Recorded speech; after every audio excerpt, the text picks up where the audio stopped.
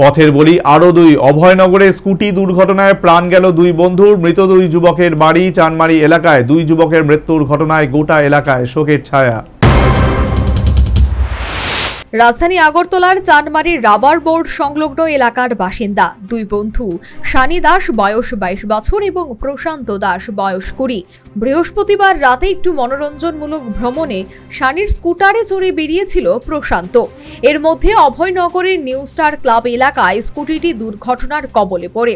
স্থানীয়দের প্রচেষ্টায় গুরুতর আহত অবস্থায় দমকল কর্মীরা সানি এবং প্রশান্তকে জিবি হাসপাতালে পৌঁছে দেয়, কিন্তু শেষ রক্ষা হয়নি। দুই বন্ধুই প্রাণ হারালো।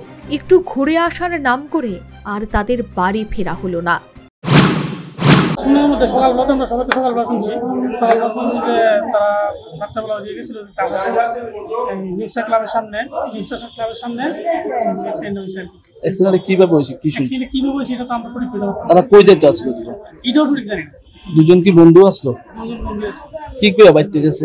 তারা বাড়ি থেকে বাইরেছে একটু ঘুরাই গিয়েছে না, বাড়ি থেকে বাইরেছে। তারপর রাত্রেবেলা 12টার সময় সানি যে তার বাবা মোবাইল থেকে খবর পাইছে যে মোবাইলে ফোন করছে, খবর পাইছে হসপিটালে আছে। তারা নামগুলি কি দুজনের? একজনের নাম সানি দাস আর একজনের নাম হচ্ছে প্রশান্ত দাস। বয়স কত? একজনের 22 আর একজনের 20। বাড়ি কোনখানে? চানবাড়ি। একসাথে কি মারা গেছে? একসাথে না, দুজন একসাথে না। গতকালকে একজন মারা গেছে।